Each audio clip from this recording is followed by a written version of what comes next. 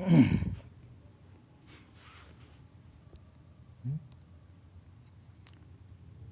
Doctor Naresh Chandra Goyal, सहाचार्य Hindi, MSJ college Bharatpur, BA part first के विद्यार्थियों का प्रथम प्रश्न पत्र पर बात हो रही है जायसी के पदों की व्याख्या से संबंधित।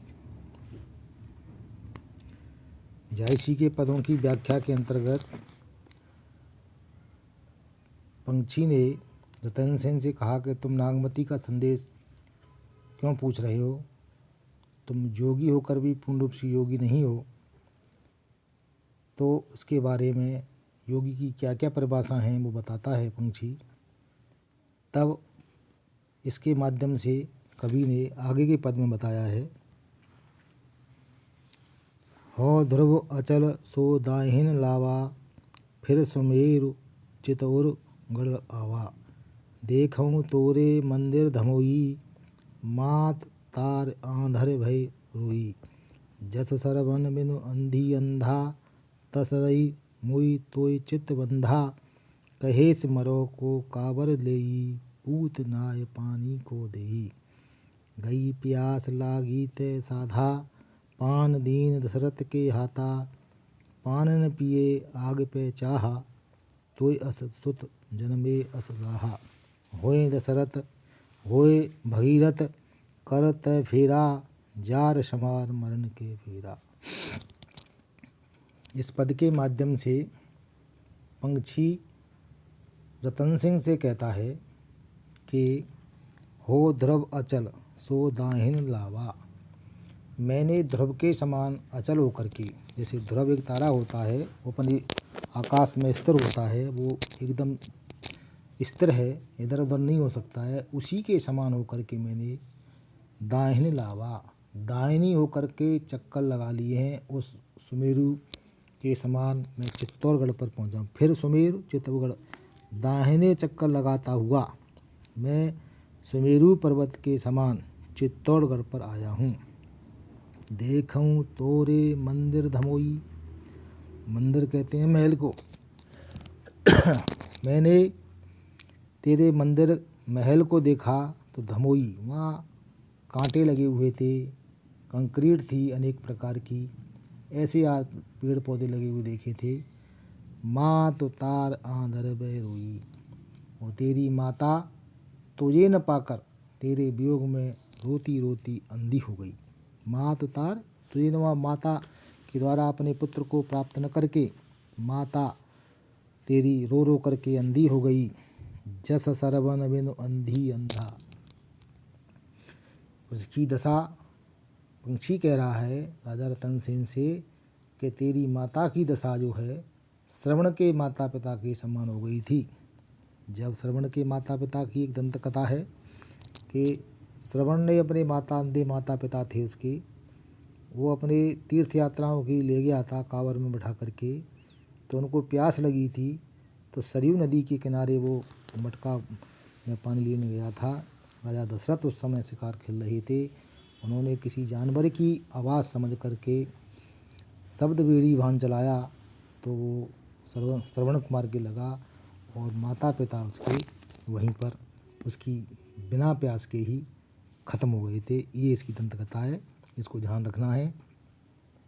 कवि कह रहा है यहाँ पर, जस सरवन बिनु अंधी अंधा, जिस प्रकार से श्रवण के बिना उसके अंधे माता पिता थे, उसी प्रकार तेरे बिना भी तेरे माता पिता अंधी हो गई है। तस रई मुई तोय चित बंधा, तुम्हारी माता जो है तुम्हारी आशा में ही अपने चित्त को बांधे हुए है। चित्त बंधा, अपने मन को बांधे हुए को आएगा। ऐसी स्थिति में उसने मुझसे कहा है, मुझसे कहा है, मरो मैं मर रही हूँ, को काबर लेई, मेरी काबर को कौन ले जाएगा। पूत नाही पुत्र नहीं है, पानी को दही, अब मुझे पानी कौन देगा, पानी कौन पिलाएगा। गई प्यास लागी तै साता, मेरे पुत्र के ही साथ उसकी मेरी प्यास भी चली गई है। पान दीन दशरथ के हाथा, और राजा दशरथ के हाथों से, यानी दूसरों के हाथों के, दशरथ यहाँ एक संकेत है दूसरों के हाथ से मुझे पानी प्यास बुझाने के लिए पानी भेजा गया है तो मैं पानी नहीं पी सकती। ऐसी स्थिति में मेरी प्यास तो बेटे के आने से ही समाप्त हो गई है, जाने से ही समाप्त हो गई है। वह पानी के स्थान पर अब आग पीना चाहती है। कविया कहता है, पानी न पिए आग पे चाहा।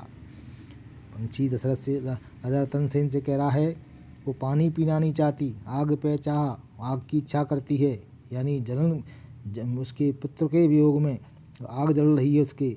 तो अस सुत जन्मे अस लाहा, तेरे समान पुत्र को जन्म करके उस माता को लाहा माने लाभ ही हुआ है। होए दशरथ होए भगीरथ कर तय फेरा।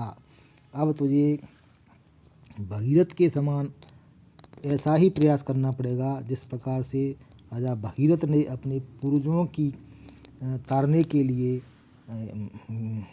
तपस्या की थी।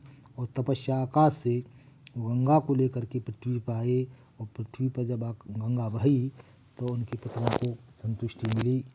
इस प्रकार से तुझे यहाँ आना पड़ेगा। इसीलिए भगीरथ के समान अब तुझे राजा भगीरथ के समान बनकर यहाँ चक्कर लगाना पड़ेगा, फेरा लगाना चाहिए। अब तो जाय सवार मरण के पीरा। अब तो तुम्हारी माँ मृत्यु के समीप पहुँच गई ही है। ऐसी स्थिति में अपने तुम जैसा पुत्र पाकर उसे प्राप्त हुआ राजा न लाभ। और ऐसी स्थिति में वो कह रही है, ताय सवार, उस पर सवार वो करे मरण के फेरा, और उसकी मृत्यु को बचाना होगा। तू सपूत माता कर अस परदेश न जाए। तू अपने माता का तू पुत्र है, अच्छा पुत्र है, इसीलिए अब परदेश में नहीं जाए तू। तब ताई मुई होएंगे मुई जाए गत देह। इसीलिए अब वह तुझे याद करती करती मर भी गई होगी। अब तो तुझे कम से कम वहाँ जाकर उसकी गति तो कर देनी चाहिए। तब ताही मुई होइए, मुई कहते मर गई होगी। अब तो उसकी सांस भी निकल गई हो तेरे विरह के कारण, फिर भी मुई जाए गत दे, मरी हुई को दाह संस्कार करके उसी गति को तू प्राप्त करा दे। इस पद के माध्यम से पंछी उसकी माता के विरह के कारण बता रहा है कि तेरी माता विरह के कारण संसार से जा रही है और तू प्रदेश में घूम रहा है, इसीलिए तू वापस अपने घर जा। इस बात को सिद्ध किया गया है।